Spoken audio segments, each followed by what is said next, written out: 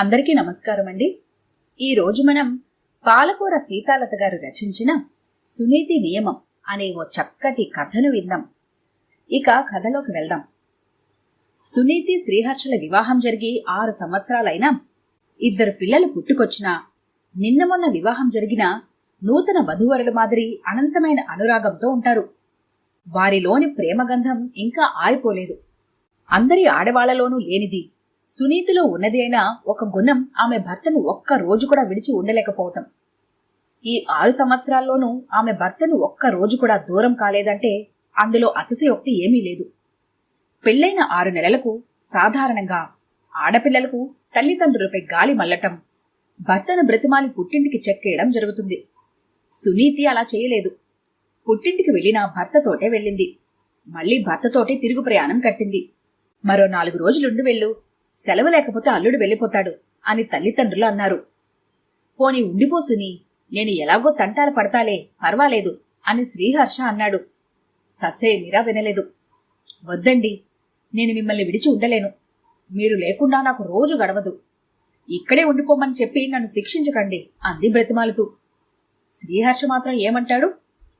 మరి పెళ్లికి పూర్వం ఎలా ఉండగలిగావు అని అడిగాడు కొంటిగా. సిగ్గుపడిపోయింది సునీతి. ఆ సంగతి వేరు. అప్పుడు మీరు ఎవరో కూడా తెలియదు నాకు. ఇప్పుడు మీ అనురాగం చవిచూసిన తర్వాత మీకు దూరమై ఉండలేను. అది విన్నాక నిజానికి శ్రీహర్షకు కొంచెం గర్వం కలిగింది. ఆ తర్వాత ఆమె గర్భవతి అయింది. తొలిచూలు పుట్టింట జరగడం ఆచారం. 7వ నెల వచ్చాక నేను తీసుకొస్తాము అని తల్లి ఆమెకు ఉత్తరం రాసింది. అమ్మో, అన్ని నెలలు ఆయన విడిచి ఉండలేను, నేను రాను అని జవాబు రాసింది. ఆమెకు నచ్చ చెప్పడానికి బయలుదేరి వచ్చారు తల్లిదండ్రులు. మీరు ఎంత చెప్పినా వినను. ఇన్నేసి నెలలు ఆయనకు దూరం కావటమే, నేను రాను, మీరే వచ్చి సాయం చేయండి, ఆ పురుడు ఇక్కడే పోసుకుంటాను అంది. ఇంకా ఏదో అనబోతే, ఏం చెప్పద్దు, నేను ఆయన విడిచి ఒక్క రోజు కూడా ఉండలేను అంది. ఆ మాట విన్నాక శ్రీహర్ష ఛాతీ గర్వంతో పొంగిపోయింది. ఆమెకు నచ్చ చెప్పలేని ఆమె తల్లిదండ్రులు వెళ్లిపోయారు. అవకాశం వచ్చినప్పుడల్లా గర్వంగా, మా ఆవిడ నాకు దూరమై ఉండలేదండి అని నలుగురిలోనూ చెప్పుకోవటం మొదలుపెట్టాడు శ్రీహర్ష. ఆ సమయానికి ఆమె తల్లి వచ్చింది. నొప్పులు వస్తుంటే ఆ ఉదయం ఆమెను హాస్పిటల్లో జాయిన్ చేశారు. మధ్యాహ్నం కొడుకును కంది. సాయంత్రం ఇంటికి వెళ్ళిపోతానని గొడవ చేసింది.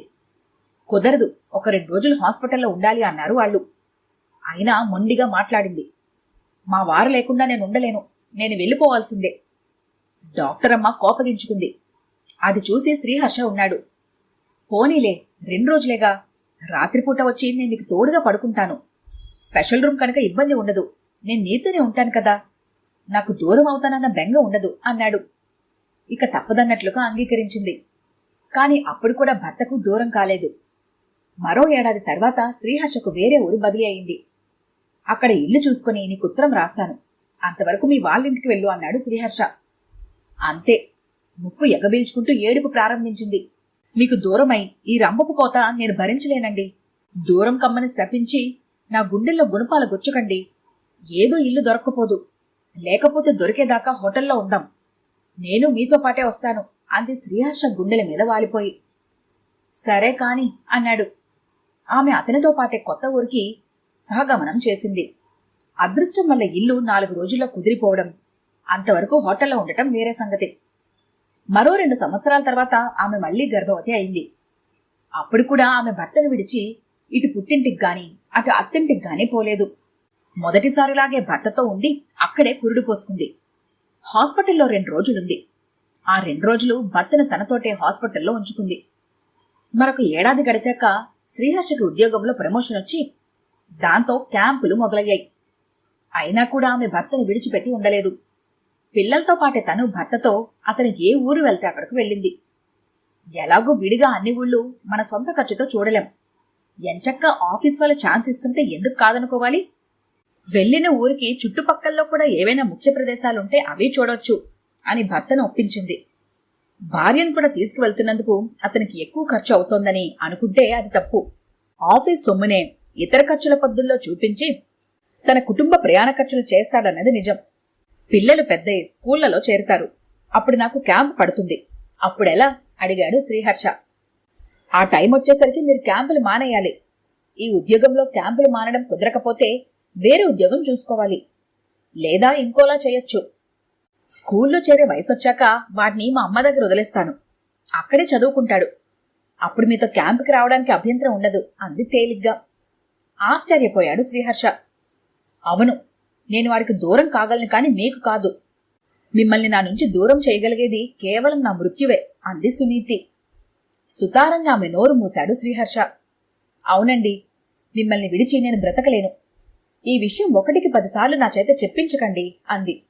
మరో 6 నెలలకు ఆమె తండ్రి పోయాడు. టెలిగ్రామ్ అందగానే సునీతి శ్రీహర్ష బయలుదేరి వెళ్లారు పిల్లలతో. 2 రోజులు గడిచాక, నేను వెళ్లి 11వ రోజు వస్తాను, నువ్వు ఉండు అన్నాడు శ్రీహర్ష. వద్దు, మీరు వెళ్ళిపోతే నేను ఉండలేను.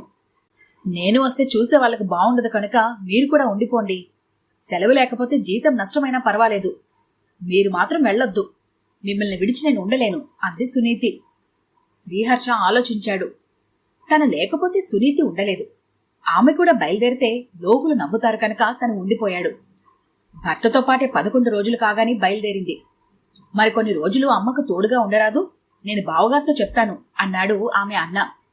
కుదరదు, ఆయనతో పాటు నేను వెళ్లి తీరాలి. కావాలంటే అమ్మను కూడా పంపు అంది. దాంతో అన్నగారికి కోపం వచ్చింది. లెక్క చేయలేదు సునీతి. భర్తతో బయలుదేరి వచ్చింది. అందరి దృష్టిలో ఆమె ఆదర్శ గృహిణి అయింది. భర్తను విడిచి ఉండలేని సాధ్వి, అనురాగమయి అని బిరుదులు పొందింది. ఎక్కువ రోజులు పుట్టింట్లో గడిపే భార్యలతో భర్తలు ఆ సునీతి గారిని చూసి నేర్చుకో, అలా ఉండాలి. భర్తకు దూరమై ఆమె ఒక్క రోజు కూడా గడపలేదు అని అనేవారు. ఒకరిద్దరూ ఆమెను ఎదుటే పొగిడేవారు.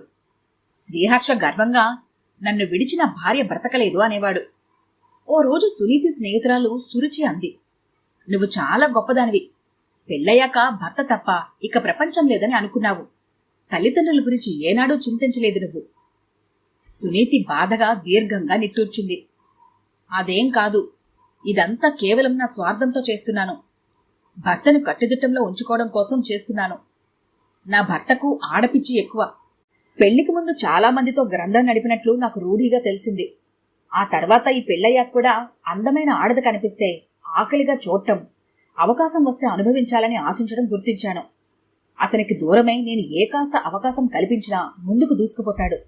అందుకే అవకాశం ఇవ్వకూడదని ఒక్క రాత్రి కూడా ఆయన ఒంటరిగా వదలను. నేనుంటే ఆ వెధవ పనులు చేయడు కనుక నేను అతన్ని విడిచిపెట్టను. అందుకే పెళ్ళై ఇన్ని సంవత్సరాలు గడిచినా ఆయనకు ఒక్కరోజు కూడా దూరం కాలేదు. పారిపోతాడనే భయంతో దొంగని విడిచిపెట్టక అతనితోటే ఉంటాడు పోలీసు. నేను అంతే.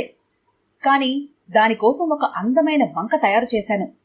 ఆయన్ను విడిచి ఉండలేనని చెప్పుకుంటాను. ఈరోజు కూడా పని మనిషిని, పక్కంటి ఆడదాన్ని చూసి వెకిలిగా నవ్వే నా భర్త నేను కళ్ళెర్ర చేసి చూస్తే సర్దుకుంటాడు. పరిస్థితుల ప్రభావం వల్ల భార్య కొన్ని రోజులైనా భర్తకు దూరం కాక తప్పదు.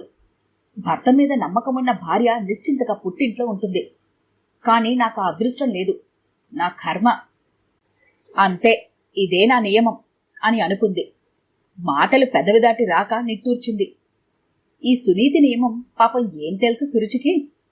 తన స్నేహితురాలు సురుచికి కాదు, తన భర్తకు మరెవ్వరికీ తెలియకుండా చాలా జాగ్రత్త పడింది సునీతి. ఈ కథ కనుక మీకు నచ్చినట్లయితే లైక్ చేయండి, షేర్ చేయండి. మరిన్ని ఇంట్రెస్టింగ్ కథల కోసం మా ఛానల్ని తప్పకుండా సబ్స్క్రైబ్ చేసుకోండి.